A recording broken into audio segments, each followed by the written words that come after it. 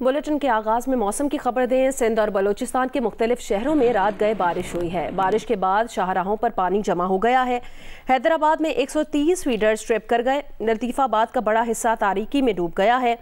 Feeders बंद होने के बायस निकासी आब का अमल मुतासिर है। मिटियारी, टंडोला यार, मातली, हाला, न्यू सैदाबाद, भिड़शा, सांघड़, टंडो आदम, शहदादपुर समेत गिरदो नवाह में भी बारिश हुई, जिससे नशेबी इलाके ज़ेरे आब आ गए और सड़कों पर पानी जमा हो गया।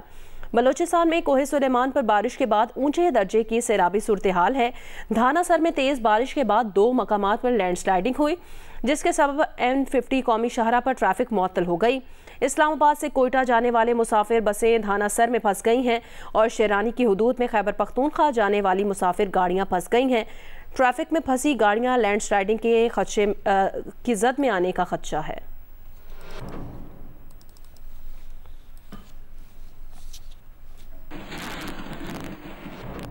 कराची के मुख्तलिफ इलाकों में बूंदाबांदी हुई। मौसम निस्बतन बेहतर हो गया है। शहर के मुख्तलिफ इलाकों में गैर इलानी लोड शेडिंग जारी है।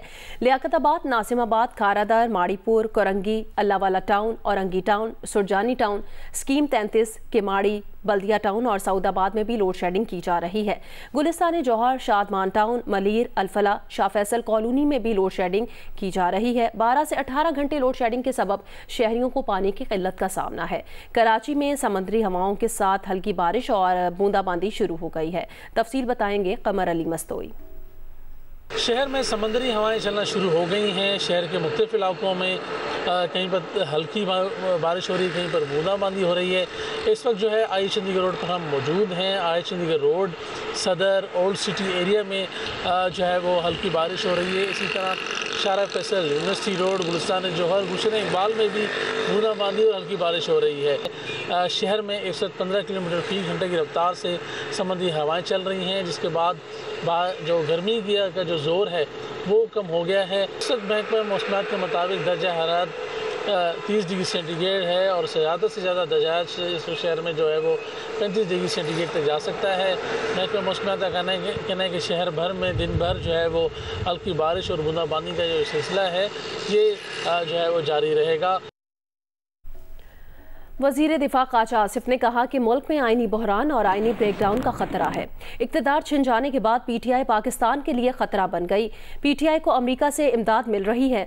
सियासत तमाम इदारों में सिरायत कर चुकी है, जिनमें से अदलिया सर फहरिस्त है। जियो न्यूज़ के प्रोग्राम आज शाहजेब खानजादा के साथ में बातचीत करते हुए कहा, अदलिया में सियासी ताल्लुक काम कर रहा है। आप अदलिया के रिमार्क्स देख लें, मुझे आइनी ब्रेकडाउन नज़र आ रहा है। अकेले अकेले अपनी मर्जी के सियासी फैसले शुरू हो जाएंगे तो ये कहाँ तक चलेगा। आइनी ब्रेकडाउन से क्या मुराद है, 2, 4, 10 दिन में पता चल जाएगा। ये किसी असूल या किसी उस प्रिंसिपल के ऊपर जो है ये सारा कुछ नहीं हो रहा। ये सारी पॉलिटिक्स जो है सरायत कर गई हुई है सारे के सारे अदारों के अंदर, और जुडिशरी उनमें सर फहरिस्त है। मेरी गट फीलिंग है कोई इंफॉर्मेशन नहीं है, कोई इसके पीछे कोई मेरा आर्गूमेंट नहीं है। जो है ये मेल्ट डाउन होने वाला है, कोई ना कोई आईनी जो है मेल्ट डाउन होने वाला है। फिच की रिपोर्ट आई है, वो तो आपकी हुकूमत को 18 माह चलते हुए देख रहे हैं, मगर उसके बाद भी इलेक्शन नहीं देख रहे हैं। उसके बाद भी वो एक टेक्नोक्रेट काइंड ऑफ सेटअप देख रहे हैं। आप खुद पहुंच गए कंक्लूजन के ऊपर। मैं तो इशारों में बात कर रहा था। ये इस किस्म की सिचुएशन मैंने जैसे कहा ये टेनेबल नहीं है। इस जो हालात हैं ये टेनेबल नहीं है। पहले जो सिचुएशंस जो हुई हैं उससे कहीं ज्यादा गंभीर है जो हालात पैदा हुए हैं। ये 18 महीने बड़ी लंबी मुद्दत होती है। 18 महीने में बड़ा कुछ हो सकता है, बड़ा कुछ नहीं भी हो सकता। बड़ी लंबी उन्होंने बड़ा सेफ प्ले किया है फिच ने, जो उन्होंने प्रेडिक्शन की है, जो भी उन्होंने एनालिसिस किया है, और उसके रिजल्ट में वो इलेक्शन नहीं देखते। उसके रिजल्ट में हमारे इधर लोग बैठे हुए हैं, हमारे सियासी बरादरी के लोग बैठे हुए हैं जो इस वक्त अपने आप को प्रेजेंट करने की जो है वो कोशिश कर रहे हैं कि कोई इस किस्म का हादसा हो जाए। ये फैसला आप कह सकते हैं कि थोड़ा प्री मैच्योर हमने डिक्लेयर किया, और इत्तेहादी जो है हमारे जो हैं उनकी जो मशावरत जो है वो अशद ज़रूरी है, और वो इंशाअल्लाह ताला जैसे भी कंसेंसस क्रिएट होगा उसके मुताबिक जो है एक्शन लिया जाएगा। तहरीक इंसाफ के सीनियर रहनुमा हामिद खान ने भी मुल्क में आईनी ब्रेकडाउन का खदशा जाहिर कर दिया है। कहा, मौजूदा हुकूमत खुद गैर आईनी हरकतों से मुल्क को आईनी ब्रेकडाउन की तरफ ले जा रही है। जियो न्यूज़ के प्रोग्राम आज शाहजेब खानजादा के साथ में बातचीत में कहा, सुप्रीम कोर्ट में एडहॉक जजेस की तैनाती गलत और बदनीयती पर मबनी इकदाम है। माजी में गलत फैसले करने के लिए एडहॉक जजेस को इस्तेमाल किया गया है। पाकिस्तान बार काउंसिल में कुछ लोग इस्टेब्लिशमेंट की लाइन को लेकर आगे बढ़ रहे हैं, वो वकला की नुमाइंदगी नहीं कर रहे। तहरीक इंसाफ मुखालफत कर रही है एडहॉक जजेस की तैनाती की। पाकिस्तान बार काउंसिल की तरफ से हिमायत की गई है। 56,000 केसेस का मामला है। ये बिल्कुल गलत फैसला है और हमेशा से वकला बरादरी ने मुखालफत की है एडहॉकिज्म की, एडहॉक जजेस की। ये इस वक्त मखसूस लोग हैं पाकिस्तान बार काउंसिल में जो कि हर किस्म की इस्टेब्लिशमेंट की लाइन को टो कर रहे हैं। वो वकीलों की नुमाइंदगी नहीं कर रहे। एडहॉक जजेस की अपॉइंटमेंट का जो इनिशिएटिव लिया गया है वो बिल्कुल गलत और बदनीयती पे मबनी। ये लोगों को नहीं पता कि एडहॉक जजेस को किस तरह इस्तेमाल किया गया है पाकिस्तान की तारीख में गलत मुकदमात के फैसले करने में। हमारे साथ वज़ीर दिफा ख्वाजा आसिफ साहब मौजूद थे। वो इस खदशे का इजहार कर रहे हैं कि मुल्क एक कॉन्स्टिट्यूशनल ब्रेकडाउन की तरफ जा सकता है जिस तरफ सूरत हाल जा रही है। आपको भी क्या इस बात का खदशा नजर आ रहा है इस वक्त? बिल्कुल नजर आ रहा है, क्योंकि ये इन्हीं की हरकतों की वजह से ये काम होने जा रहा है। ये हर गैर आईनी हरकत कर रहे हैं और सुप्रीम कोर्ट के फैसलों पर अमल दरामद नहीं कर रहे। ये खुद कॉन्स्टिट्यूशनल ब्रेकडाउन की तरफ मुल्क को लेके जा रहे हैं जो मौजूदा हुकूमत है। ये जब सुनने में आता है कि जो सुप्रीम कोर्ट का पिछले मखसूस रिश्तों पर फैसला हुआ है, ये हुकूमत कहती है कि हम उसमें अमल दरामद नहीं करेंगे, तो सुप्रीम कोर्ट के फैसलों पर अमल दरामद नहीं होता तो इसका मतलब है मुल्क में जुडिशियल सिस्टम बल्कि सारा कॉन्स्टिट्यूशनल सिस्टम कोलैप्स कर जाता है। तर्जुमान इलेक्शन कमीशन ने कहा कि पीटीआई को मखसूस निशस्त देने से मुतालिक सुप्रीम कोर्ट ऑफ पाकिस्तान के फैसले पर अमल दरामद और गौर खौस के लिए इलेक्शन कमीशन का इजलास हुआ। कमीशन का इजलास आज दोबारा होगा। तर्जुमान के मुताबिक पीटीआई को मखसूस निशस्त देने से मुतालिक सुप्रीम कोर्ट ऑफ पाकिस्तान के फैसले पर अमल दरामद और गौर खौस के लिए इलेक्शन कमीशन का इजलास मेंबर कमीशन की सरबराही में हुआ। सेक्रेटरी इलेक्शन कमीशन और कानूनी टीम ने कमीशन को ब्रीफिंग दी। इलेक्शन कमीशन ने मजीद कार्रवाई के लिए इजलास 19 जुलाई तक मुलतवी कर दिया।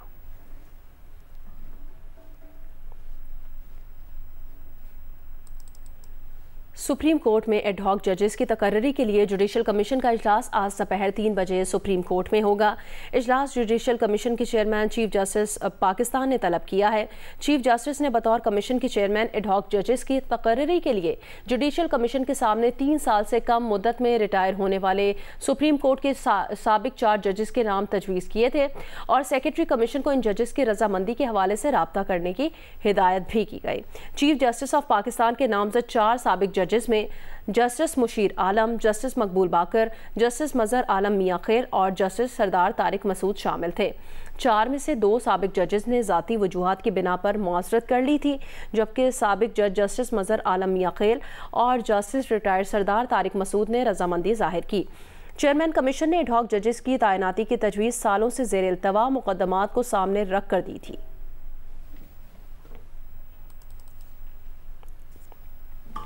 वज़ीर कानून आज़म नज़ीर तारड़ ने कहा कि 8 जजेस ने मखसूस नशिस्तों के केस में आइन को रीराइट किया। सुप्रीम कोर्ट के हालिया फैसले से एक जमात को मजबूत होने का मौका दिया गया है। जिन MPS को सुने बगैर घर भेजा गया वो भी रिव्यू में आ रहे हैं। पीटीआई रहनुमाओं पर आर्टिकल 6 लगाने का मामला पार्लियामेंट में लाया जा सकता है। ये जेन्युइन केस है। उनकी ज़ाती राय में एडहॉक जजेस तैनात होने चाहिए।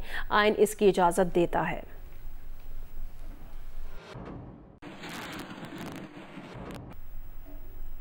FBR डिजिटाइजेशन बैनुल अक़वामी शोहरत याफ्ता कंसल्टेंट मैकेंजी की ज़ेर निगरानी जारी। वज़ीर आज़म ने फ्रॉड डिटेक्शन और इन्वेस्टिगेशन डिपार्टमेंट भी डिजिटाइज करने की हिदायत कर दी है। कहा 4 माह में 800 अरब का टैक्स रिफंड फ्रॉड पकड़ा गया है। 44 अरब रुपए के 63 मुकदमा निपटा दिए गए हैं। 3 खरब 2 अरब रुपए के 83,000 से ज़्यादा केसेस बाकी हैं।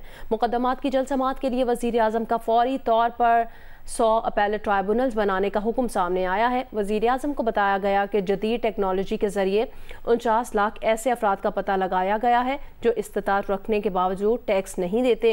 उन 49 लाख में सबसे पहले दौलतमंदों और सरमायादारों को टैक्स नेट में लाने का काम किया जाएगा।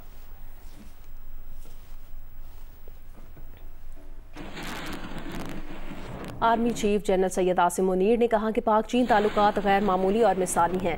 दोनों ममालिक ने हमेशा बाहमी एतमाद किया और एक दूसरे की गैर मुतज़लज़ल हिमायत की। बाहमी एतमाद से स्ट्रेटेजिक माहौल के उतार चढ़ाव का सामना किया है। GHQ में चीन की पीपल्स लिबरेशन आर्मी की सालगिरह की तकरीब से खिताब में कहा कि पाक फ़ौज और पीपल्स लिबरेशन आर्मी के दरमियान ताल्लुकात मजबूत हैं। पाक फ़ौज दहशतगर्दी का मुकाबला करने में हमेशा आगे रही है। पाक चीन अफवाज दो तरफा फ़ौजी ताउन जारी रखे हुए हैं। तकरीब के मेहमान खुसूसी चीनी सफ़ीर ने कहा, दहशतगर्दी से निपटने के लिए अपने भाइयों के साथ मिलकर काम करने को तैयार हैं।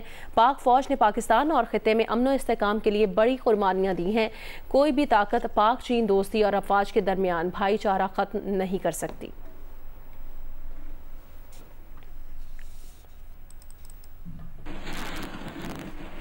सेनेट की कायमा कमेटी पार ने IPPs के साथ मुआहिदों की तफसीलात तलब कर ली हैं। कमेटी ने सेक्रेटरी पार को तफसीलात की फराहमी के लिए 2 से 3 हफ्तों का वक्त दिया है। पार डिवीज़न ने गुज़श्ता 20 सालों में IPPs कैपेसिटी पेमेंट्स की तफसील भी मांग ली हैं। कहा कि हर मनसूबे पर मुनाफे की शरह की तफसीलात भी फराहम की जाए। सेनेट की कायमा कमेटी पार की जानिब से सेक्रेटरी पार को सवालनामा भिजवाया गया, जिसमें 1992 और बाद में लगने वाले IPPs का कीमतों के लिहाज से खित्ते के ममालिक के साथ मुआवजा तलब किया गया है। IPPs को दी जाने वाली कैपेसिटी पेमेंट्स की वजूहात भी मांगी गई हैं। पार डिवीजन से कहा गया कि निजी शोबे में लगने वाले तमाम प्लांट्स के स्पॉन्सर्स की तफसीलात फराहम की जाएं। गुज़श्ता 6 साल में लगने वाले विंड पावर प्लांट्स की पैदावारी लागत की तफसीलात भी तलब की गई हैं। विंड पावर प्लांट्स की तामीरी लागत की तफसीलात जमा कराने के साथ IPPs के साथ मुख्तलिफ औकात में मुआहिदों में की जाने वाली तब्दीलियों की तफसीलात भी तलब की गई हैं। पार डिवीजन से IPPs की मौजूदा पैदावारी सलाहियत और क़याम के वक्त की सलाहियत समेत आलमी सतह पर ऐसे पावर प्लांट्स की कारकर्दगी से मुआवजना भी मांगा गया है।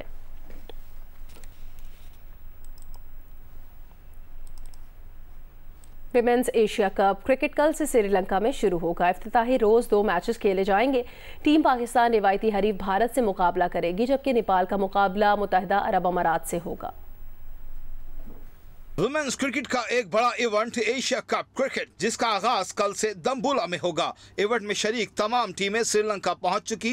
इवेंट के इफ्तिताही रोज ही बड़ा मुकाबला होगा, पाकिस्तान और भारत का मुकाबला। टीम पाकिस्तान निदा डार की क़यादत में जीत के लिए पुरअज़्म है। ग्रुप ए में शामिल टीम पाकिस्तान भारत के अलावा इतवार को नेपाल और मंगल को UAE से मुकाबला करेगी। पाक भारत मैच से पहले नेपाल और मुत्तहिदा अरब अमारात की टीमों के दरमियान मैच खेला जाएगा। एशिया कप की ट्रॉफी की रुनुमाई आज की जाएगी। तकरीब रुनुमाई में तमाम टीमों की कप्तान शरीक होंगी।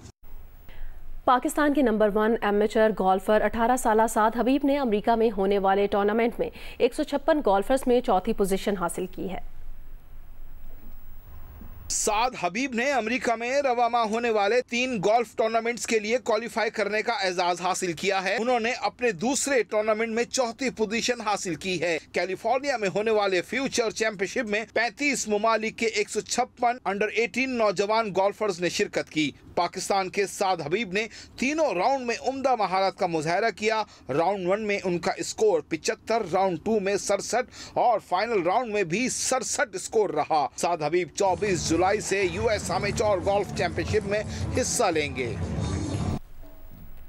शिमाली वजीरिस्तान में ऑल पाकिस्तान फुटबॉल टूर्नामेंट शुरू हो गया है। टूर्नामेंट में मुल्क भर से 30 बेहतरीन टीमें हिस्सा ले रही हैं। इफ्तिताही मैच बनू और मिरान शाह टीमों के दरमियान खेला गया।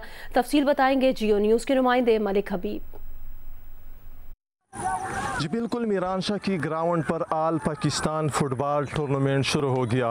इफ्तिताई तकरीब में अमायदीन और कसीर तादाद में खेलों के शौकीन मौजूद है।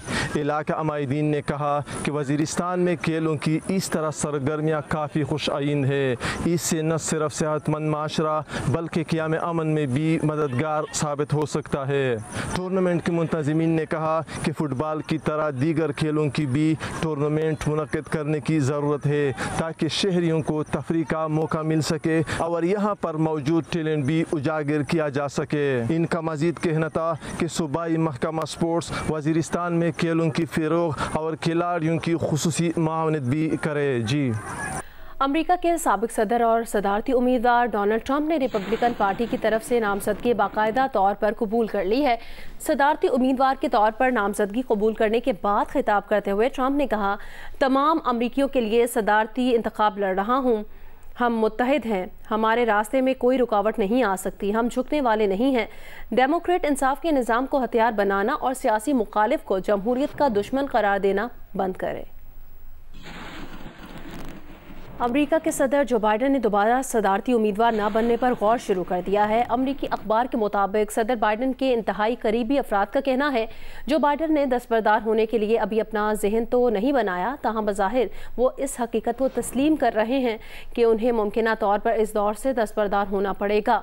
ज़राए के मुताबिक बाइडन अब इस बात पर यकीन करने की जानिब बढ़ रहे हैं कि नवंबर के सदारती इंतखाबात को जीतना उनके लिए मुश्किल होगा और बिल आखिर उन्हें सदारत से दस्तबरदार होना पड़ेगा। ज़राए का कहना है कि ऐन मुमकिन है कि जो बाइडन कामिला हैरिस को सदारती उम्मीदवार की हैसियत से नामजद कर दे। मैरीलैंड के रुकन कांग्रेस जेमी रेस्किन भी अब इन डेमोक्रेट रहनुमाओं में शामिल हैं जो बाइडन पर जोर दे रहे हैं कि वो दस्तबरदार हों।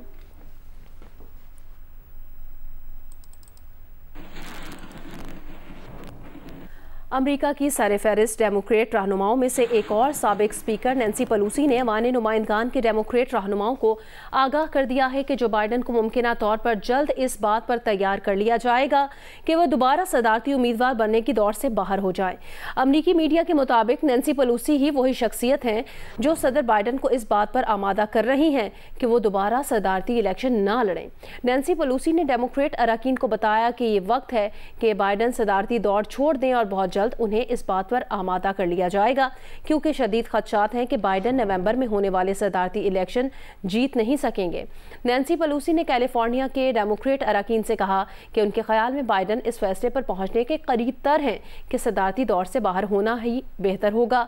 ताहम बाइडन की इंतखाबी मुहिम के मुशीर ने कहा कि वो इस बात पर सख्ती इख्तियार तो नहीं करना चाहते, मगर ना जाने कितनी बार बताना पड़ेगा कि बाइडन वाजे कर चुके हैं कि वो इलेक्शन लड़ेंगे और इंतखाबी मुहिम आगे बढ़ रही है।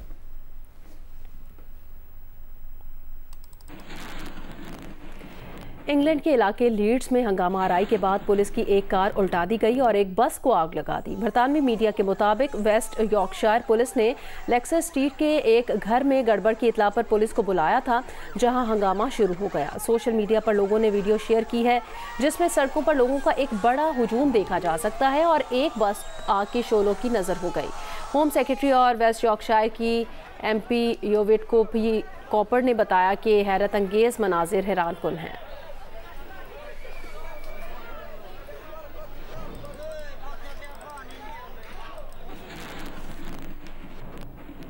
गर्मी का मुकाबला करने और कमरों को ठंडा करने के लिए लगाए जाने वाले एयर कंडीशनर्स माहौल को गर्म करने के साथ साथ आलमी सतह पर दर्जा हरारत भी बढ़ा रहे हैं।